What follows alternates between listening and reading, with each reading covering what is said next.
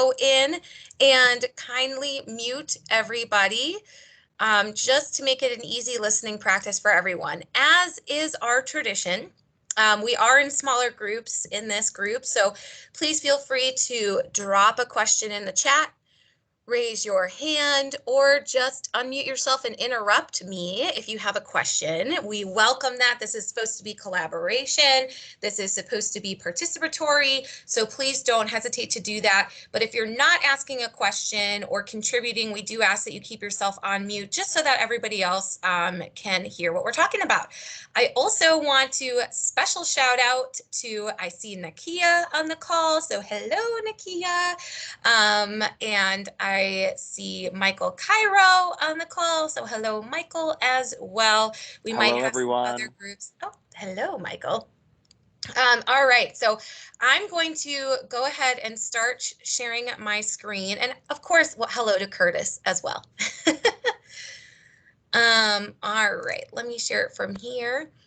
So I'm actually really excited to bring you guys this topic. I'm of course excited for all of our topics, but this one was something Curtis and I talked about because we get asked questions a lot about the differences between what a blog, a vlog, and a podcast is.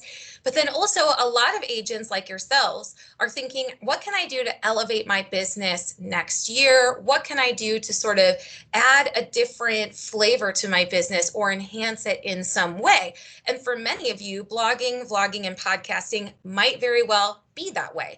It's also something that I think all of us kind of have some sense of in the back of our minds, but I don't know many agents in our 3 offices that really take advantage of this from a branding perspective. I know a few that do occasionally blog or vlog, have appeared on podcasting, but it isn't really something I've seen our LOC and our agents in our LOC take a really big advantage of. So I'd love to share with you guys some of the research that I've put together on what it is to be a blogger, a vlogger, and a podcaster, and how it may or may not work to enhance your business proposition and value proposition going into 2021.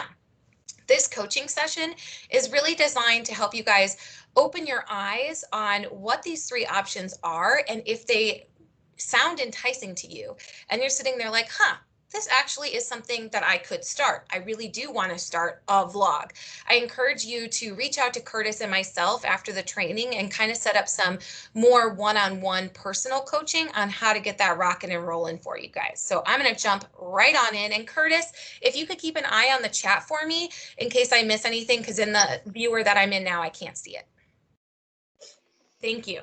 So what we're going to talk about today, first and foremost, is I'm going to break down what each of these mediums are and what the big differences are between the 3.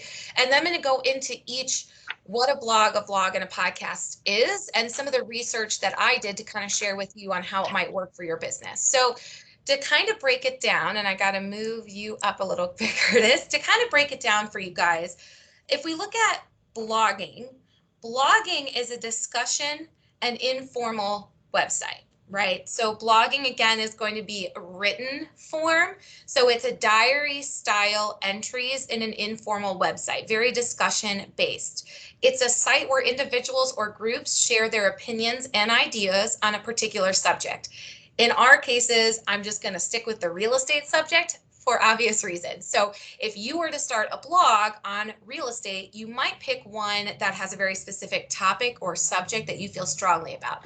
Let's say you wanted to, let's say you're very passionate about helping first-time home buyers, and that's really where you niche your business, and that fits really well in with your business proposition and value proposition, especially going into 2021. That would be a really good blog to start. Vlogging is a video version of a blog. So if blogging is my diary, I'm typing, right? I'm typing out my words. I'm having conversations with people from computer to computer. Vlogging is going to be, I'm doing video diary entries. So I'm, instead of writing my thoughts, I'm speaking my thoughts in a recorded video. For vlogging, you utilize platforms like YouTube, Instagram, and Facebook primarily. And as we talked about in our Facebook class last week in our coaching series, Facebook definitely is a huge medium for videos to be watched in. What I will say on all of the, and we'll go more into this, but one of the biggest things I learned researching the vlogging is that shorter videos accompanied by some supporting text and media is what really helps make vloggers the most successful. Meaning you're not going to launch a 2-hour long vlog on something. You're really going to captivate your audience by saying what you need to say in a succinct and captivating video that's more on that 20-minute side or even less. And again, vlogging is going to be very, very internet based, as is blogging. Podcasting is sort of an interesting medium because this is an episodic series of spoken word that listeners download for easy listening. So it's typically a series that listeners can follow and listen to in either a specific order or kind of like this Coaching to Confidence series. You know what happens every Tuesday at 2 o'clock. You're given the topic in advance, but you don't have to go to last Tuesday's class in order to sit in this Tuesday's class. So your podcast can really either be, it's a series where if you don't attend the first two, you're not going to understand the third, or it can be you just go in every week and it's a different topic every week. What's cool about podcasting that's different than blogging and vlogging is it allows for easy multitasking from the listener, right? They can just pop their AirPods in or put it on the car radio while they're driving, and they can do other things while listening to talk about what it is that you want to engage them with. So it's that engagement without active participation. Much like blogging and vlogging, it's also easy to share and engage followers. So by a show of ones in the chat, drop a 1 in the chat if you guys currently follow any real estate blogs, vlogs, or podcasts right now. And then if you do follow any that you love, I'd also love for you guys to drop the names of those podcasts. So I'm not going to type this one in the chat, but a podcast that I actually love and I've been featured on is Keeping It Real. That's a real estate podcast that I've been featured on, and I like being on that one, and listening to that one's always good. I don't actually know of very many vlogs for real estate, but I've read a couple blogs, especially when I was researching for this. But if you guys have any that you follow, drop a 1 in the chat. And then if you remember their titles, I'd love for you guys to drop that as well, so everyone else in the group can kind of experience those too. Oops, got to go to the next page. There we go. So breaking down blogs, and I'll give you guys a little secret, and please don't go looking for it right now.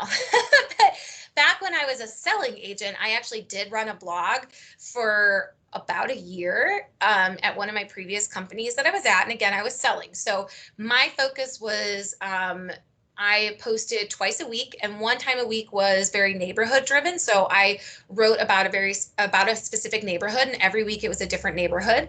And then another time during the week, my second post was about some process of buying or selling. So when you look at how am I going to start a blog, and I'll be honest, most of the time that I see real estate professionals in our marketplace leveraging one of these 3 platforms, it's usually a blog. I think most people feel more comfortable typing out their thoughts than being seen on a video or having their voice heard. I mean, my voice gets recorded every Tuesday at 2 o'clock. So I've sort of, and my face, so I've sort of gotten over that hump. But blogs seem to be a really easy entry for a lot of realtors. So if that seems like an easy thing for you to do, this might be the medium that you end up choosing.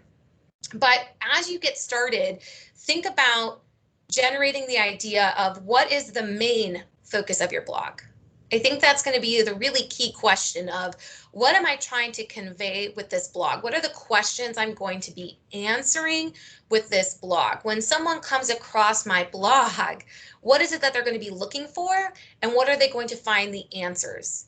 That's really important. And I think just saying it's a real estate blog might not be enough, right? Being able to niche that blog by saying it's that first-time homeowner, or I'm going to really focus on getting listings. That's my 2021 goal. So I'm going to write a blog all about preparing your home to sell. And it's going to be really focused on the trends and market data and how to prepare your home to sell and things like that. It's going to really speak to existing homeowners more than maybe it would speak to home buyers. identify the platform. I really love WordPress, mostly because it's a very easy to use platform.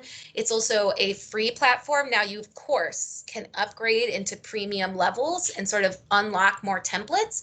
But WordPress is a pretty easy platform for those of us like myself that maybe aren't as savvy at building out websites. Believe it or not, I do have some tech abilities that are not as keen as others, and building out websites is one of them. So WordPress is really good for that, but there are a couple of other websites that are good as well. Then what's really important is sourcing images. So one thing that's really key with blogs, and if you remember from some of our Instagram posts or training and some of our Facebook training, is a lot of people don't like to sit and just read anymore. And I know some of you guys are probably in that same bucket, because I know I send out a lot of emails, and so does Nakia and Curtis, and I'm pretty sure not everybody reads every single word of those emails. So the best way to ensure engagement on your blog is to make sure that you're breaking up your wording with really good images, whether they're your own that you're taking out in the field. So if I'm writing a blog on staging, because I'm writing, my blog is focused to sellers, right? That's the question. That's my main focus of my blog. So one of my blog posts is going to be about staging. I might actually use some of my before and after staging photos to highlight the differences between a vacant home and a staged home. A home that's lived in but not professionally staged versus a home where I brought a stager in and had them professionally staged with the existing furniture my clients had. A vacant home and then a virtually staged home, right? I might use some of those. You can also create really good images using Canva. Find some that are for free and not proprietary on Google, but also BrandServe, which again is our phenomenal tool through My CB Desk, can also help with a lot of those static images, and again are already branded to Coldwell Banker, which is awesome for you to be able to use as images on your blog.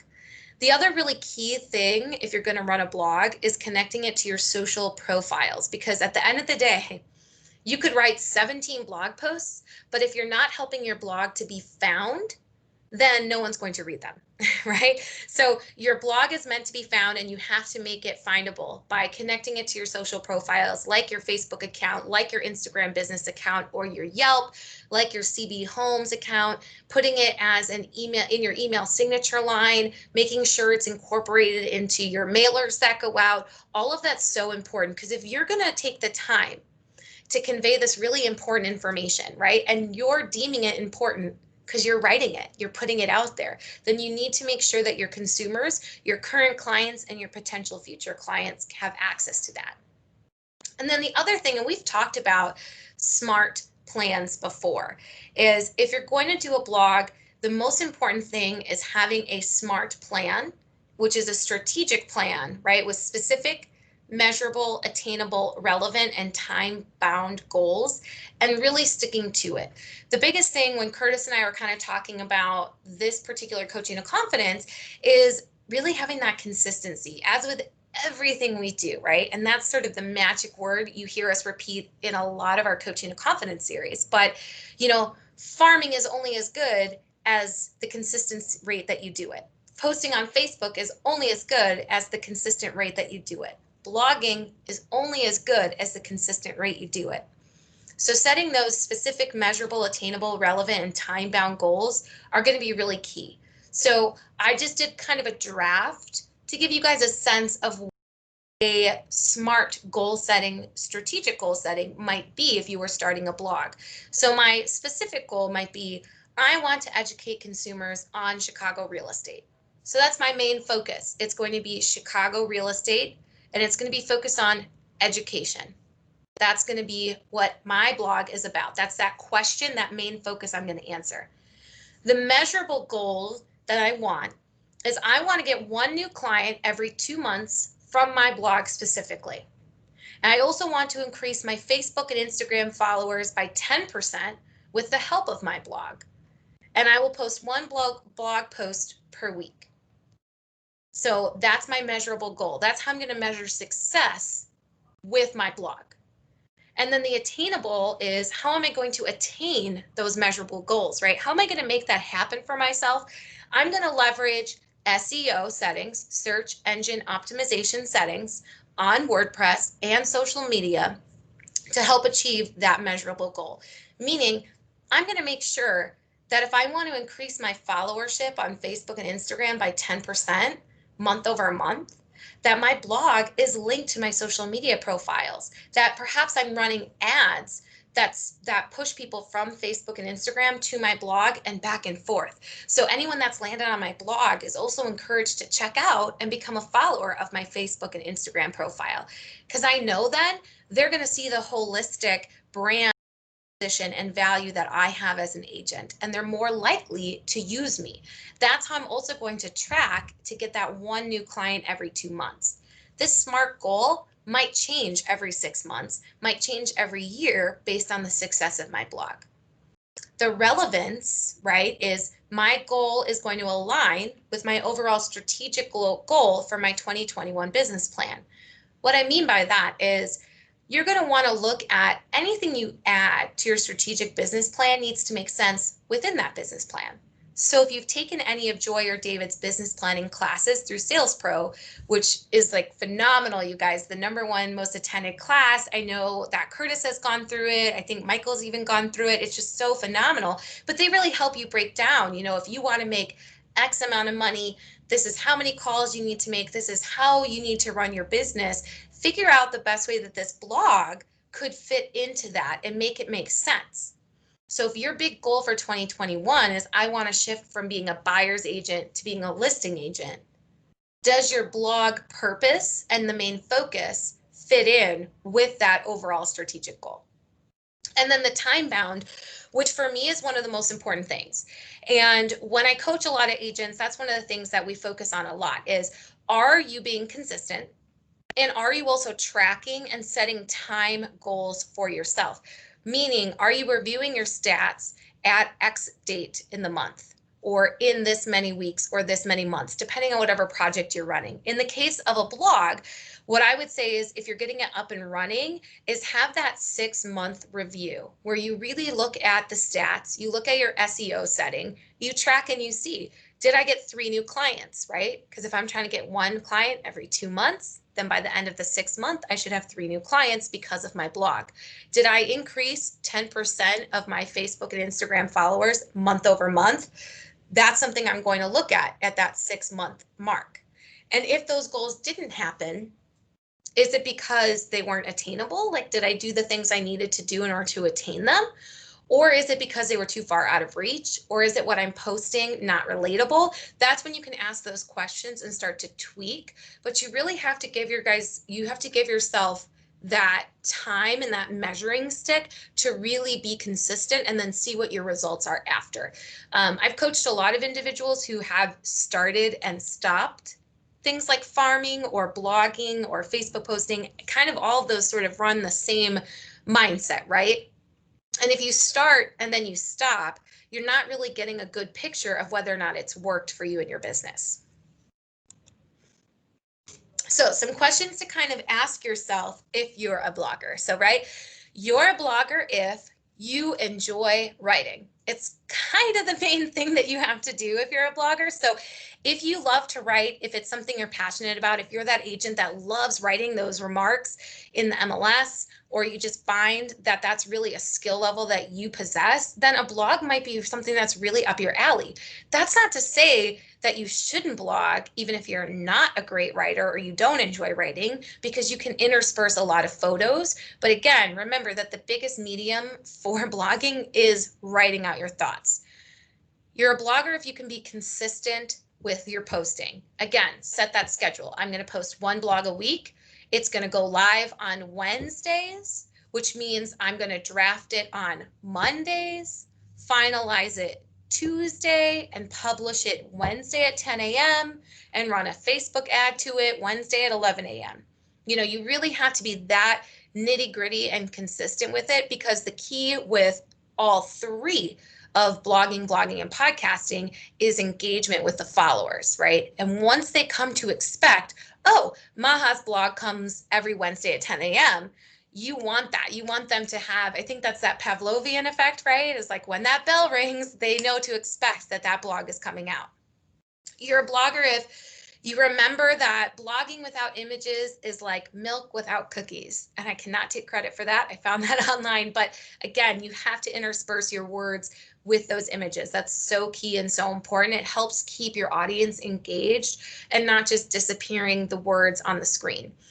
You also have to have something to say, and you have to have the ability to say it in a short amount of time. Now they're blogging, they're reading it, right? They're not listening to it or watching it. So time isn't really the same thing, right? You're not filming a video, you're not recording a podcast. So the speed at which someone reads, you can't really control. But do you want to write a 4,000 letter blog, 4,000 word blog? Maybe not. Maybe you want to write something a little bit more short and compact that people can kind of read in a few minutes. So think about, and maybe you test it out and ask a few people in your sphere to read it first, or ask myself and Curtis and Michael to read it first, or send it to Nakia and say, hey, do you mind reading this first? And then like, A, letting me know what you think, and B, how long did it take you to read it? Did you feel like it was too long? Did you feel like it was the right amount of time? Did you get bored halfway through and go up and get yourself a cup of coffee and come back and get lost? These are really important things as you're getting started out. Have a group of test subjects, if you will, who are your cheerleaders that will kind of help you get through those first couple of posts. And then lastly, you really need to remember your audience. So it's not enough to write about what you think people want to know. You have to know what they want. So kind of going back to what we just talked about, poll your cheerleaders, your family, your past clients. The biggest thing I learned when I started my blog, which again, I don't sell anymore, so it wasn't really something I needed to continue on in that capacity, but it's easy for us to think, oh, this is great. This is a great topic. Everyone needs to know about this topic. But if nobody really cares about that topic, then it's not actually what everybody wants to know about. So poll the people that are closest to you, that are your biggest supporters, that are going to read your blog no matter what, and ask them, maybe you had 6 new buyers that closed this year, and you want to focus your blog on new buyers, and ask them, as new buyers and new homeowners, what are the key takeaways for you? Like, how do you feel the process went? What did you wish you knew before you started the process? What did you feel I did the best that really helped you and really you feel made this a really easy process for you? What is a first-time home buyer really surprised you? Ask them, and then let them know why you're asking them and you're working towards this blog, because I think that's going to be really key. Again, if they know that your value proposition is to add value and educate, that's just going to get them more ingrained with your value proposition and help with that referral game. Curtis, do we have any questions in the chat about blogging before I go to vlogging? No, people mention some of their favorites, but I don't see anything with a question mark after. Okay. Does anybody have any questions about blogging before I go to vlogging? Would you say, Rachel, that once a month is probably not enough, but maybe at least twice a month? I would say if you can't do once a week, I would try to do twice a month minimum for a blog. I think with a blog, you don't want to leave too much time in between your posts because it's going to not engage your followership enough. Like all 3 of these mediums, it's about having people remember that, oh, this is when Jill's going to post. Oh, she posts every Wednesday. I can't wait to read that blog. And if you wait to do it monthly, they're not going to come to expect it. And I think so, yeah, I think more than once a month is important, but I think twice a month, especially if you're just getting started, twice a month, and then see how that engagement is at that 6-month mark. You'll have done 12 posts and see then, okay, can I add 3 times a month, for the next 6 months of the year? And then going into 2022, can I bump it up to once a week? Is that something I can do? Great, thank you. You're welcome. That was a good question. All right. I'm going to go on to vlogging. Okay. So vlogging. So if you're looking to start a vlog, which I am a big fan of as well, and as we've talked about with Facebook and Instagram, a lot of individuals are really getting their content via video. these days, right? I would say arguably a lot of you guys probably get a lot of your information via video. If you guys could mute real quick, that would be great. Thank you. Sorry, I don't have that power when I'm sharing my screen. So similar to blogging, you're going to want to define your purpose. A little bit different than vlogging. With vlogging, because you're speaking and you're articulating and you're talking into a video. Now, of course, you can edit, but remember, you don't want to spend your whole life editing a video and retaking it 1,700 times. It's really, really important to understand, what are you going to do in your vlogs? What is it that you want to say and articulate in your vlogs? And what do you want people to feel when they watch your vlogs? That's something that's really, really important, right? Because they're not just listening to you, they're also seeing you. How you are moving your hands, how your eyebrows are moving, right? If you're smiling or not. So do you want people to feel inspired by what you're saying? Do you want them to feel motivated by what you're saying? Do you want them to walk away with a sense of accomplishment, like, wow, that 30 minutes made me feel really well prepared to buy a home. I know my next steps. Do you want them to feel really educated? Do you want them to feel that you are their partner and their strategic partner moving forward in this process? So unlike a blog that's static, right? Those are written words on a page. You spent a lot of time doing it and they're still going to feel something, right? But it's static. They're not going to get to see you and your emotions. You have to think not just about what you're saying, but how you're saying it, how your facial features are coming across. And you also have to think about, again, how can you say something in the amount of time you need to say it without going over? And I know that's an area of opportunity I'm trying to work on to be better than myself, because I'm not always as succinct as I could be. So that's the other key thing. Once you've defined your purpose, it's also figuring out, how can I say what I need to say in the right amount of time and not say anything more or anything less. That's really key. So the next step is to really research vlogs, that should have vlogs, research other vlogs and look and see how they start and they finish their vlogs. So that was a really interesting tidbit when I was researching vlogging. I was reading a couple different blogs about vlogs, and that was one thing that everybody was saying, you know, how you open and how you close is so interesting. I'll give you a really great example. The Coaching to Confidence series, how Curtis and I like to open it is, we're conversational because it's a live training opportunity, right? We were chatting with Robin when she came on. We were chatting with Maha. We're talking about all the crazy organization that I love. That's a warm bonding opportunity that we get to have with all of you guys before we jump right into the coaching. With a vlog, you don't have any of that because it's not live in the moment. So you're basically, imagine if you guys all just logged in and I just jumped right into the Coaching to Confidence as if you guys weren't watching it live. So you have to really think about, how am I starting this?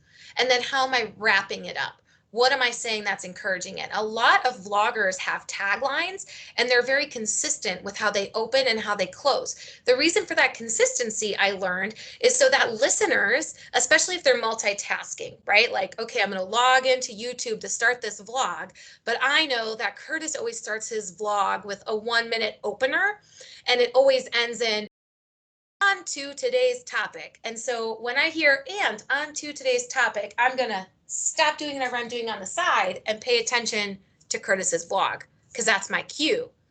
And I know Curtis always ends his blog in, it was great to see you guys today. See you next week. And that's when I know, okay, I can log out, I can look at my phone, I can jump into the next thing. So they're really cues for your audience to know when something's about to start, when something's about to end. The other thing is, featuring music is really key, right? To have that background music going or to bring in sound effects. That's where a lot of, and I have this on the other side of the slide, so we'll talk about it, but that's where a lot of the editing comes into play. And then the length of your videos is key. So like we talked about in the first slide, the differences between vlogging, blogging, and podcasting. Unlike a blog, with vlogging and podcasting, you really have to be cognizant of the length of time you're asking your audience to commit to. So you really have to think, again, if my purpose is to educate first-time home buyers on the home buying process, specifically in Chicago, Illinois, that's my purpose. How long is someone's attention span in a vlog going to be? And how long is it going to take me to say what I need to say per episode? And then how can I say it in exactly that amount of time in a concise and succinct way? So that's really, really key. And this is, again, we're polling your sphere, asking questions, just like in that blog, right? Asking your past clients, asking your current clients, talking to your cheerleaders could make a really big difference to help make that vlog successful.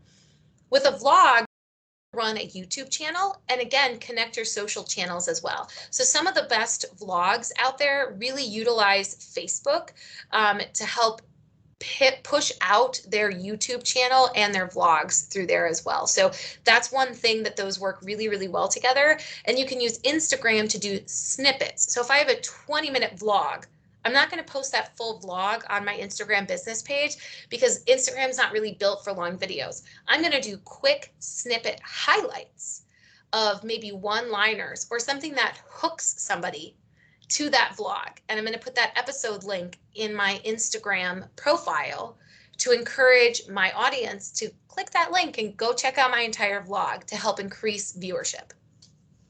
Getting the right equipment is something really important for a vlog too. I was researching it. You don't want to have a staticky video. You don't want, if you're moving your head or waving your arms like I do when I talk, to have your microphone kind of going in and out.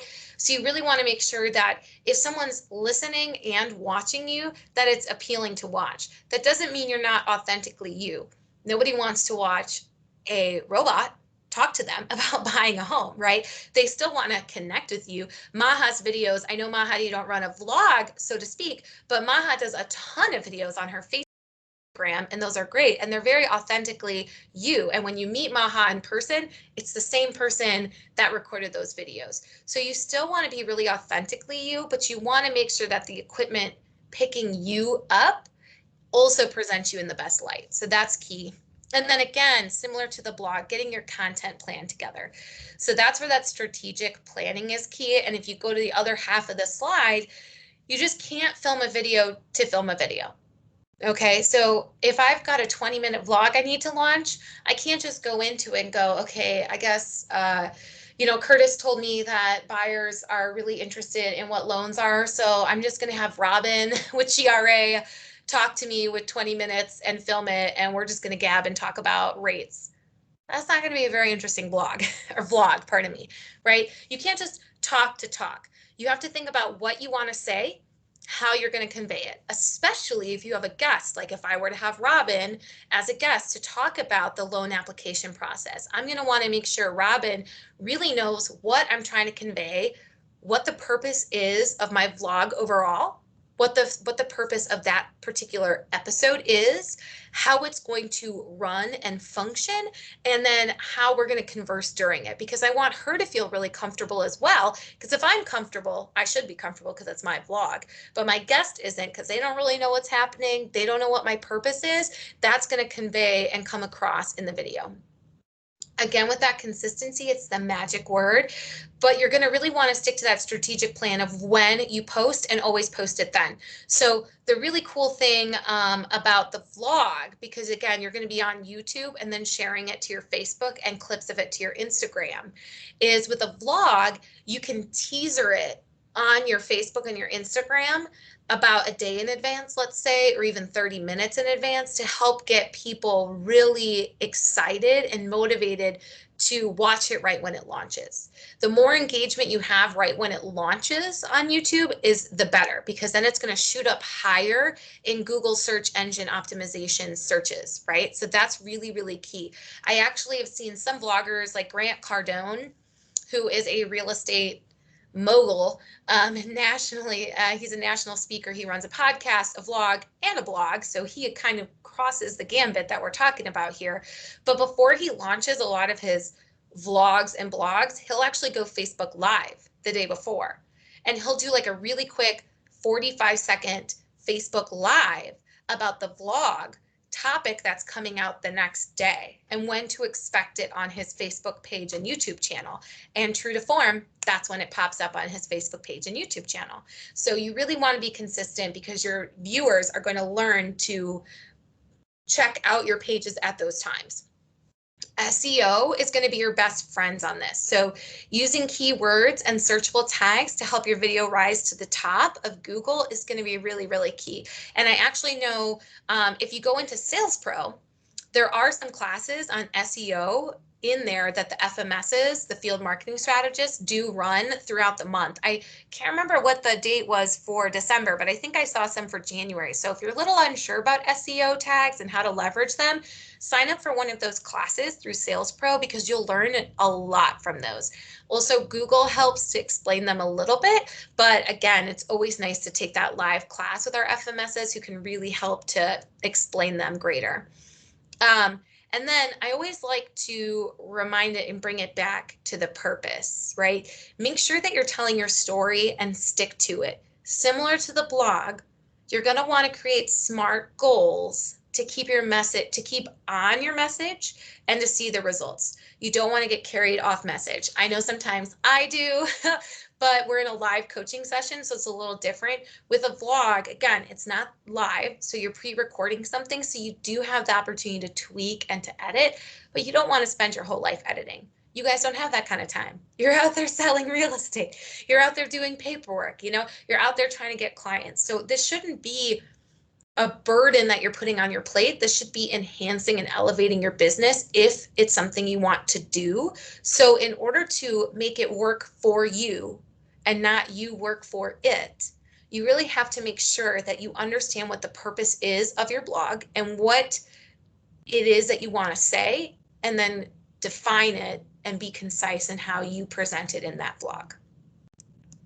So you are a vlogger if you like to make and record videos. You have to get over yourself. You have to love to make a video. And if you don't yet, perhaps try.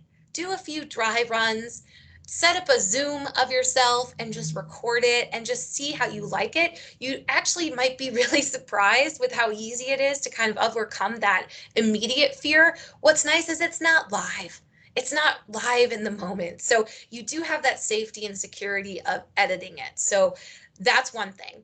I also think what's really important for vloggers is to be creative. You have to really like that idea of editing, or at least farm that out to somebody who does.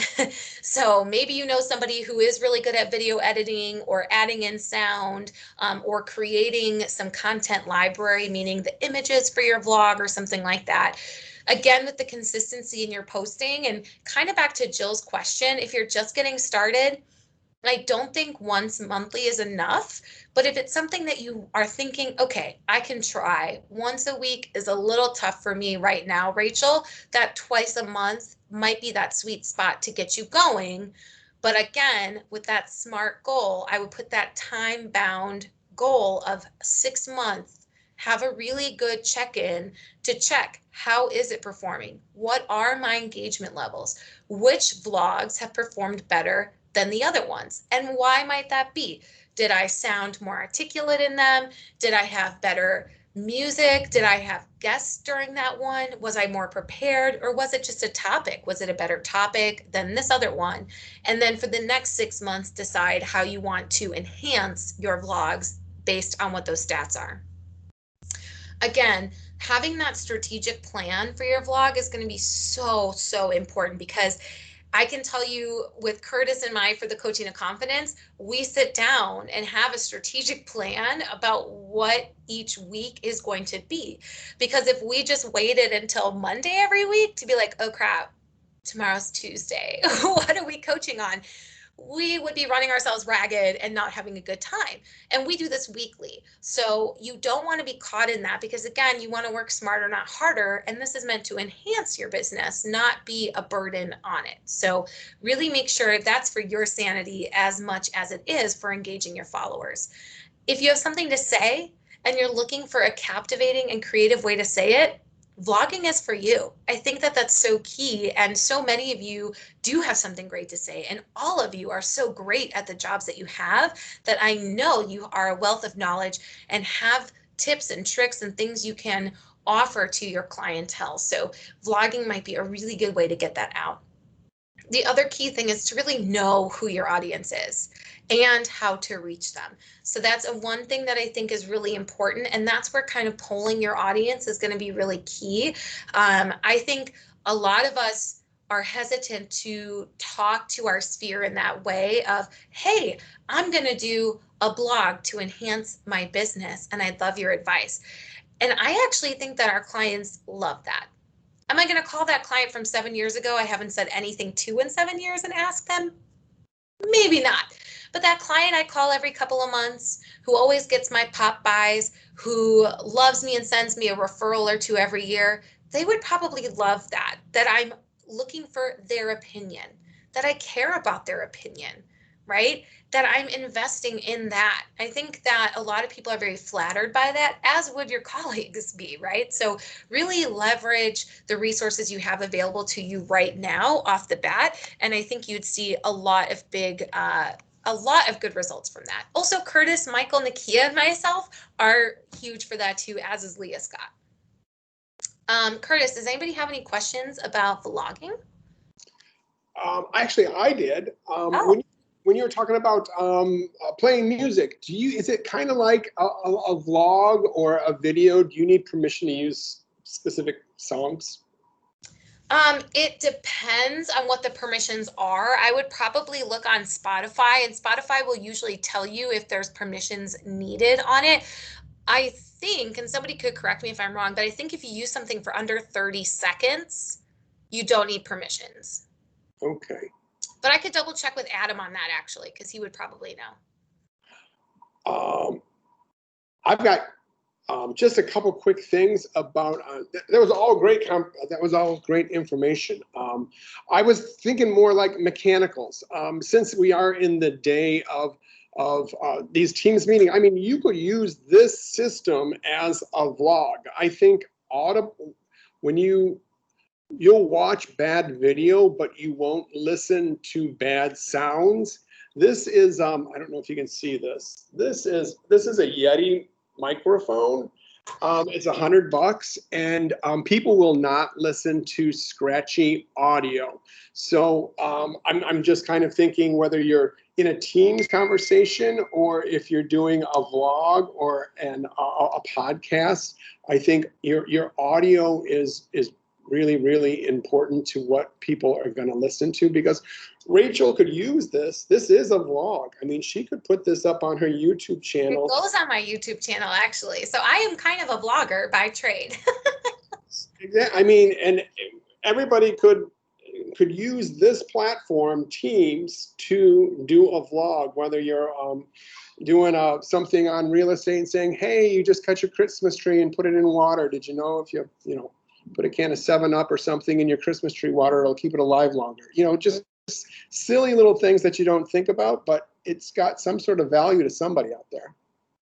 That's a really good point. So I agree with Curtis on that. So one key thing again is that equipment. Actually, when I was researching vlogging, one thing that I would love to highlight for you, and I'm glad you brought that up, is a lot of the blogs I read about vlogs had a lot of really great links to the equipment needed to get started up, and it's not expensive at all. Like Curtis said, a lot of it's just about that microphone. I know Lewis Jones, our manager, branch leader of Oak Park, actually has a really good microphone as well that he just hooks up to his laptop. And it's just for office meetings and things like that, but the sound quality is so great. I'm just using the laptop microphone. I don't have an extension right now.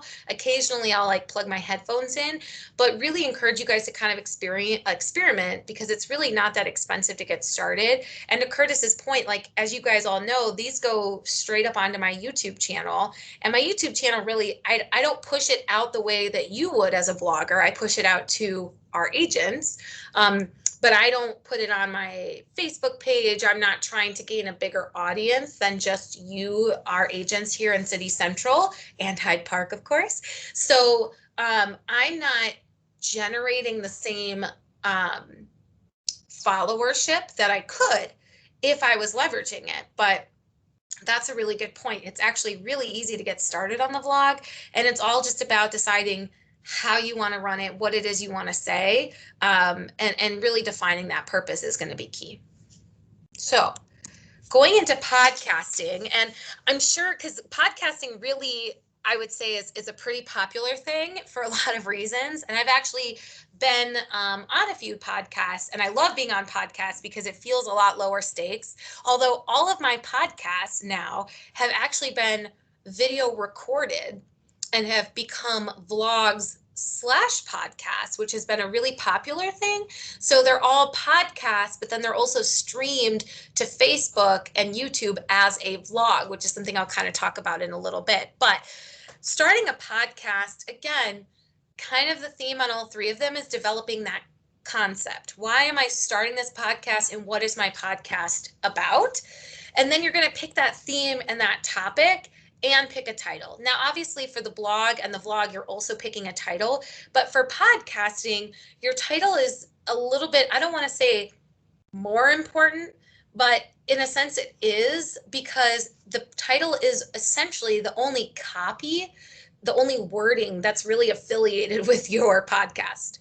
Unlike a blog where there's a series of blog posts that is all words and photos, and a vlog, which is a series of vlogs and usually copy about that, probably some pictures, plus there's your video, and all of that. A podcast is really just going to be your podcast title, the title of the episode, and maybe a very short and sweet copy, and that's about it. So your podcast title is really, really important. You're going to also choose your format, which is really interesting. So I did some research on all the different types of formats for podcasts. So all the formats I've been on have been improv and banter or interview podcasts, but there's a lot of different ones that I didn't even really think about because I've only ever really been on the interview ones. But for example, the improv and banter, that one you're going to need a co-host because you can't really banter with yourself unless you talk to yourself, which I guess you could make a podcast off that. But an example of that would be if Curtis and I ran Coaching to Confidence for you guys, but we didn't take any questions. We were just bantering and talking to each other about the topic and weren't really talking with you, but more at you. That would be an example of that. Another type of podcast is a planned out and scripted. So I put audio drama in there, but with real estate, hopefully it's not that dramatic. But that would be more you guys offering, this is the process of going through an inspection. This is what to expect. That would be more of your scripted, planned out. Interview podcasts, from the research I've done, tend to be the most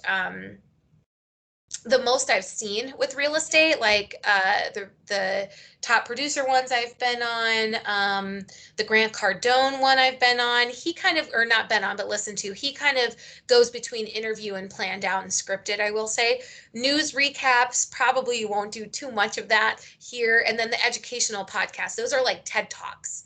So if you have to think about how you want your podcast to be formatted before you even go into planning your podcast. That's kind of like the theme and the topic. So your why, the purpose, that's really important. And then choosing how you want that format. Because if you do decide that you want to do improv and banter, or you want to do interview, if you decide that off the bat, then you're committing to either having a co-host on every episode, or you're committing to having a guest on every episode.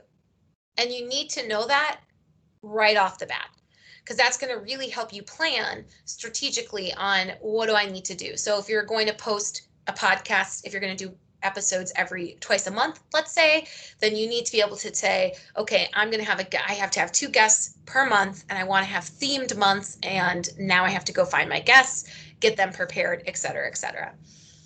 Getting the right equipment is so important. So like Curtis and I just talked about, you're asking people to listen on a podcast. They're not watching you. They're not reading. They're listening. Also, like we talked about in the first slide, typically they're multitasking. They're driving to work. They're working out. they're filling out paperwork, they're setting up showings for the week, whatever it is that they're doing. That's kind of the beauty of podcasts. So a lot of times they're multitasking. So you want to give them really beautiful wording to listen to. You want to sound really good. So make sure that your microphone and any background noise is really quiet and it's just you. And if there is any music editing or any sound editing, that it comes in at the right time and everything really makes sense. So if you're doing an interview style or improv banter, my tip of advice, having been on a couple podcasts, is I actually always went and did a test interview with the host a day in advance or an hour in advance. So we went into the system. We all had to use our headphones to block out any noise and microphones so we could test out, make sure the sound sounded good, and they could replay it, make sure everything looked good. And we weren't testing 2 minutes before we were recording because that would waste everybody's time. So that's a really good example of that. And then if you're posting, vlogs are going to YouTube, Facebook, and a little bit onto Instagram. And of course, your website. I should say your website's getting everything. Blogs are going to your WordPress and sharing to Facebook and Instagram and website. Podcasts actually go to their own podcast platform. So Apple Podcasts, Spotify, those are great platforms. And then you can and should share them as well on your Facebook, and you can share clips of them on Instagram as well. I did do some research on length for podcasts, and there actually is no optimal length for podcasts. Again, they should only be as long as they need to be and not any longer. That's really something that I was reading about, blog after blog after blog about podcasts. It's really important. And what I noticed from the podcast I've been on, or the podcast I've listened to, is whatever that podcast is, if you look at all their episodes, they're all right about the same length, give or take a minute. Because if you're watching a certain podcast, that's what you come to expect. So I know I'm always watching Keeping It Real. I know they're always 60 minutes. So I'm planning on the 60 minutes in my day to listen to it. No more, no less. So that's something that's really, really key, is to make sure that your audience is always being delivered upon that. You do want to make sure that you're developing that connection to your listeners by setting and posting on that schedule. Editing is really key. So a couple tools that I found to help with that would be Audacity or GarageBand, believe it or not. Back in the day, GarageBand was like where you played video games or something like that you used. But those are two really good tools to edit your audio. And then again, sharing on social media, SEO, like everything else, that's so, so important because you want your podcast to be found. With podcasts, I do think 2 times a month, just like everything else, minimum, if you guys can do it. I think that's so, so key to make sure you get that engagement level high. So you're a podcaster if you're like me and you love to talk. It's not that you love to hear yourself talk, although that might be the case too, but you do have to love to talk, and you also have to have something to say. You do need a place to record your podcasts, whether that's at home or in one of our private offices. You have something that you want to convey and an audience that wants to hear it. So again, this is where polling your audience is key. You should have that strategic plan for your podcasts. You also need to really make sure you're marketing your podcast. So because of the fact that this isn't a video and it's not written word, you really want to encourage people to not only listen, but stay tuned for the whole podcast. You have to be the hype man for your podcast. It's so, so important. So you cannot be afraid of imposter syndrome, and you have to be able to overcome that if that happens. So if you have something to say, it's important, and don't let those insecurities get in the way. Other people want to hear it and need to hear it as well. So those are kind of my biggest piece of advice for the podcasting on it. And I'm going to stop sharing my screen really quick because I know we're getting close on time, and I want to see your guys' faces and see if there's any questions in the chat. But does anybody have any questions or comments, or has anybody tried doing a blog, a vlog, or a podcast in the past, or is going to try one now?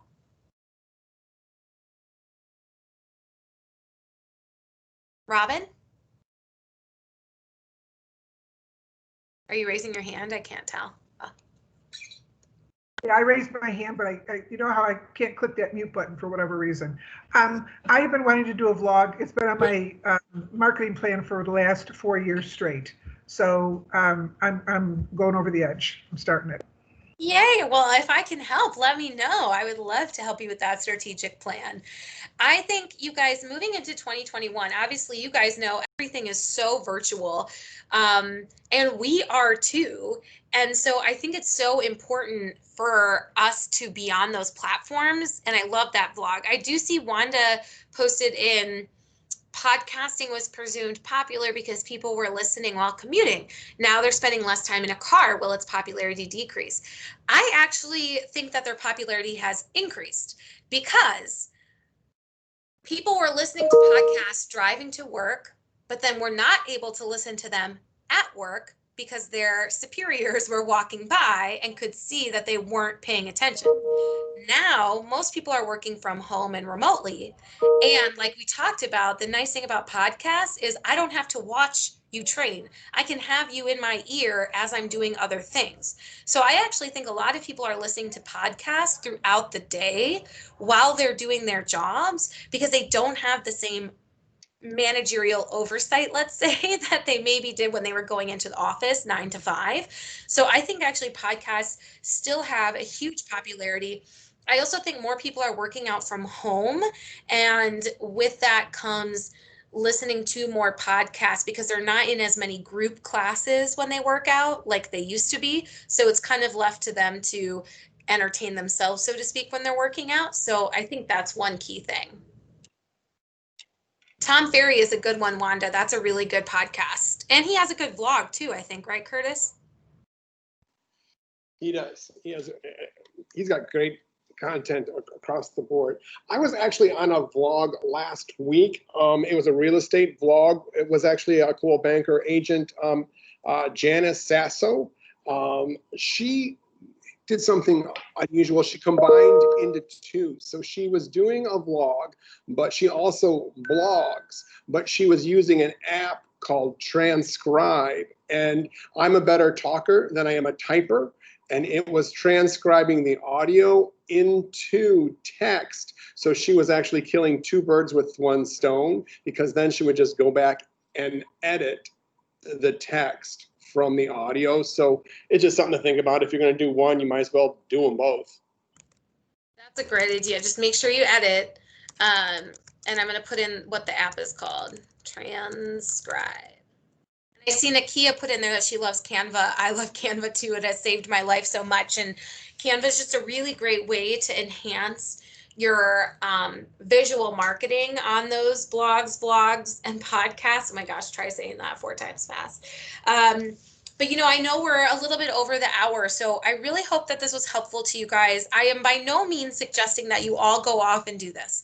I think that's why I wanted to put in there, you are a blogger or a vlogger or a podcaster if you do XYZ or if you are XYZ.